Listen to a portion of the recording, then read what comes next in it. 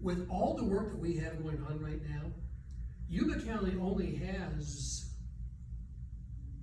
I think, 7 engineers, and of those, 5 of them are registered. Okay. Well, there's no way that 5 engineers can design all the projects we have in the pipeline right now. We have over, I think it's $80 million worth of complete street projects going on right now, with all the grants that we've acquired over the past 6, 7, 8 years. Okay.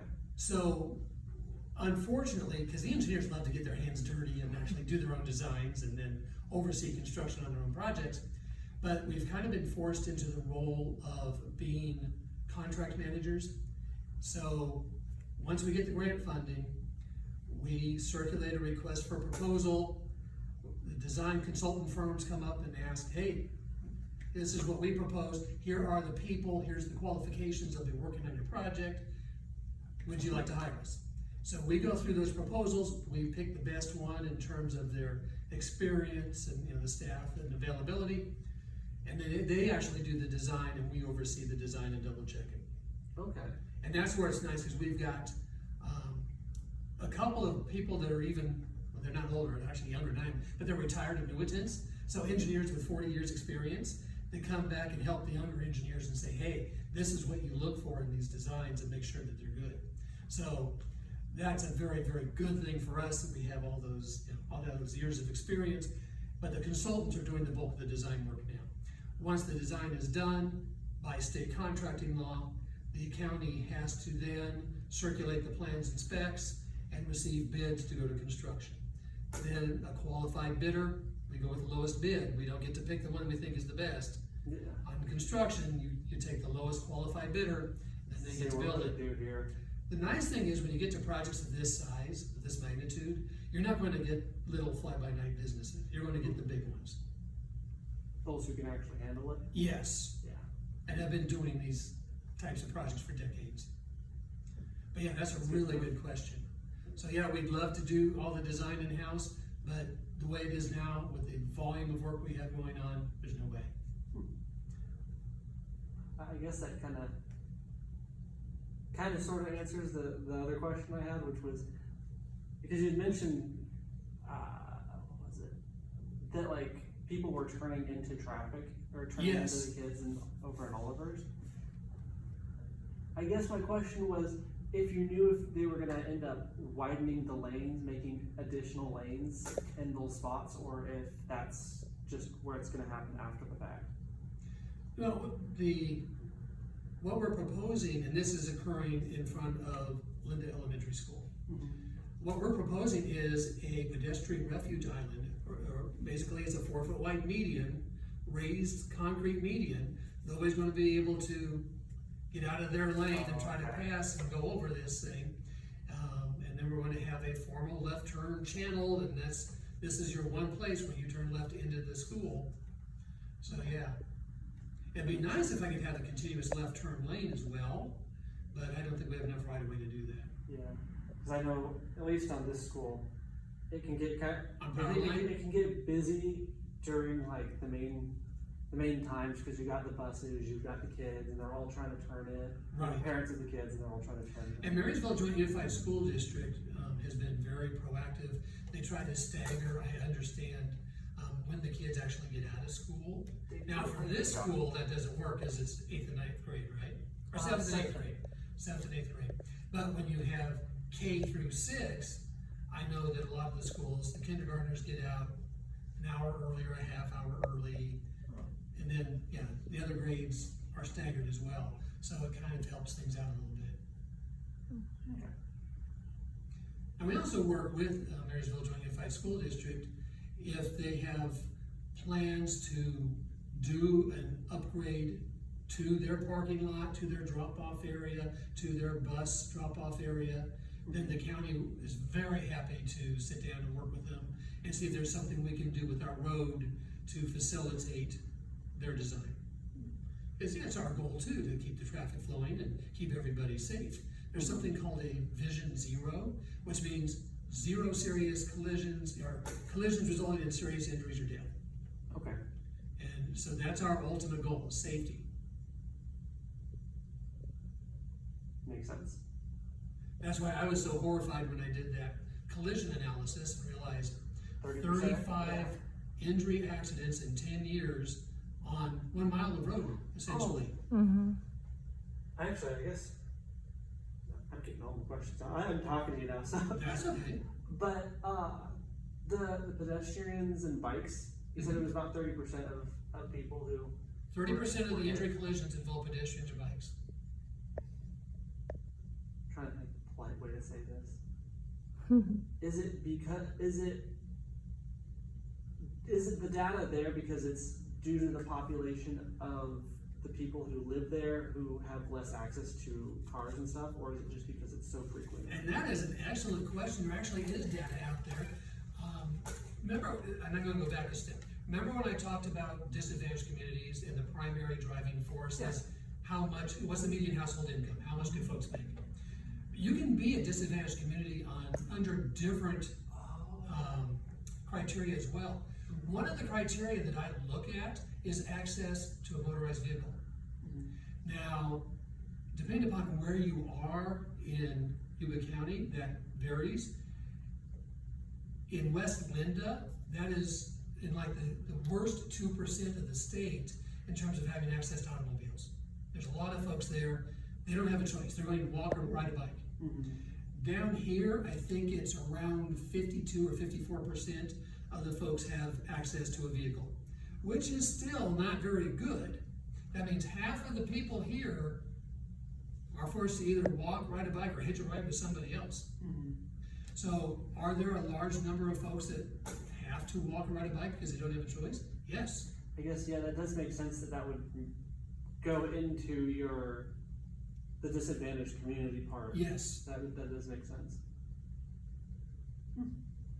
Interesting. But yeah, that's a really good question that very few people think of. Yeah, because I know that sometimes the statistics get messed with depending on what's actually happening on the day-to-day. And that's why it's a pain in the neck when you're filling out an application for grant funding to have to dive into all this detail and to write all this narrative and to back it up with all this data. But there's a reason why the state and the federal government want you to do that.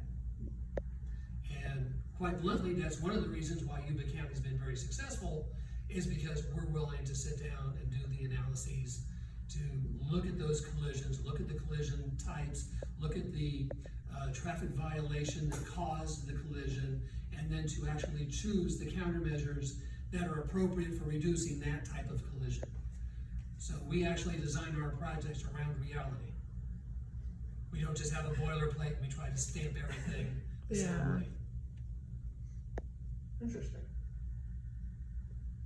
And the other huge point is we've got that big advantage of Yuba Water Agency being able to help out the county with the local cost share. Typically, most grant funds, they require an 11.47% local match. I have never figured out where they came up with 11.47%. It's been that way since I had hair, so it's been a long, long time. But for a truly economically disadvantaged community, that completely shackles these communities. That how are they going to afford a $14 million project if they now have to come up with $1.6 million in local cost share? Yeah. And we just went through the whole discussion where you don't get enough tax money to maintain your existing roads, let alone cough up $1.5 million to build a project. And that all comes from the gas taxes, Correct. Other taxes, and if you're lucky, the water agency pitches in. So the water agency has been huge over the past 10 years, ever since I really started diving into these grants for infrastructure projects for Yuba County. They've been extremely generous. So you look at any one of the big grants that we've received, anything over a couple $1 million, I'd say that 95% of them, the Yuba Water Agency came up with a local cost share. Otherwise, the county wouldn't be sitting on a $90 million backlog of projects that are funded and in the pipeline. Cool, that's impressive.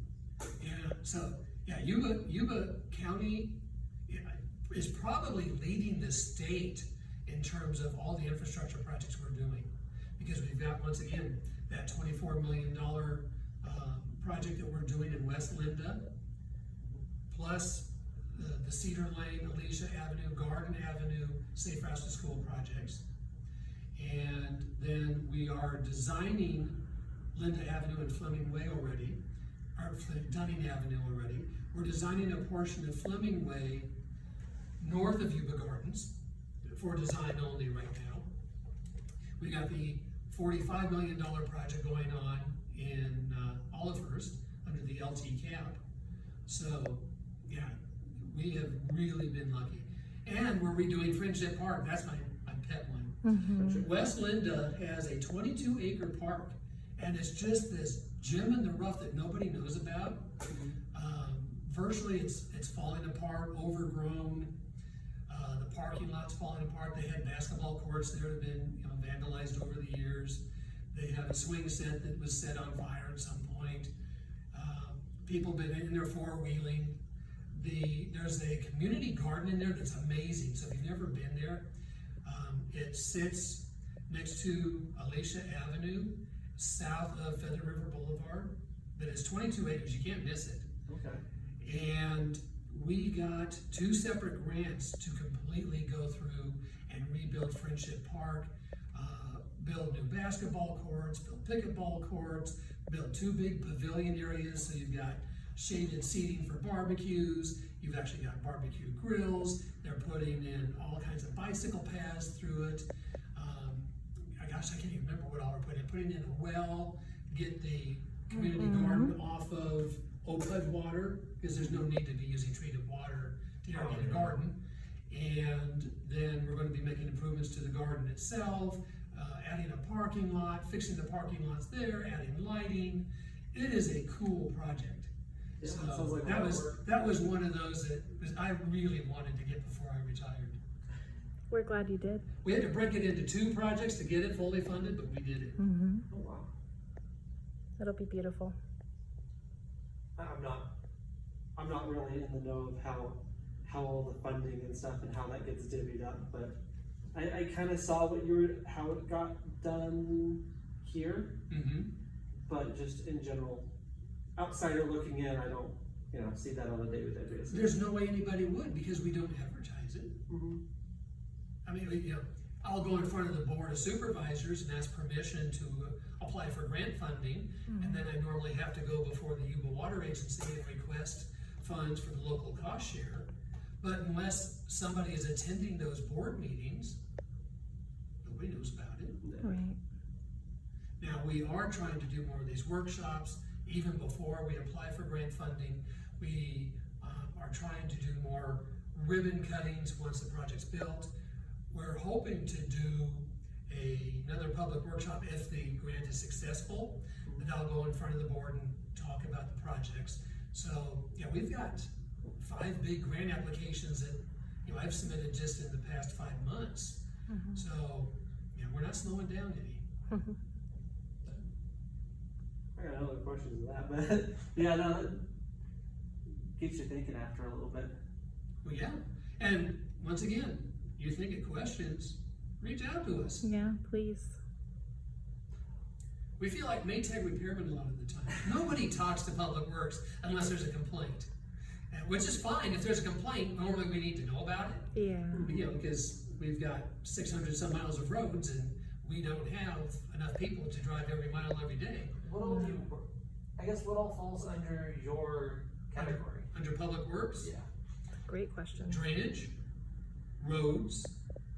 We get into levees a little bit, with Trillia, so we coordinate with Trillia, the Three River Levee Improvement Agency. Anything that encroaches into our right-of-way, so if somebody's building a driveway, somebody has to repair a sidewalk, they of course have to get a hold of Public Works. Public Works does handle a couple of different lighting districts. We handle Gold Village, which has a small water and wastewater treatment plant up there. So those are the big things. But the biggest thing is that the Public Works Director is the road commissioner. Okay. So roads is predominantly our biggest issue, but right next to it is drainage. And few people understand the symbiotic relationship between drainage and roads. The biggest cause of a road failure is poor drainage. Okay. And the biggest constriction to proper drainage is having a road cut through my drainage ditch and then having an undersized culvert. Mm. Huh. Yeah, I don't know enough about the underworkings of roads and all that goes into making one that. Really, I Yeah, guess fortunately, is we've got the- some really good people in public works that, you know, they've forgotten more about roads than I know, so. It's awesome.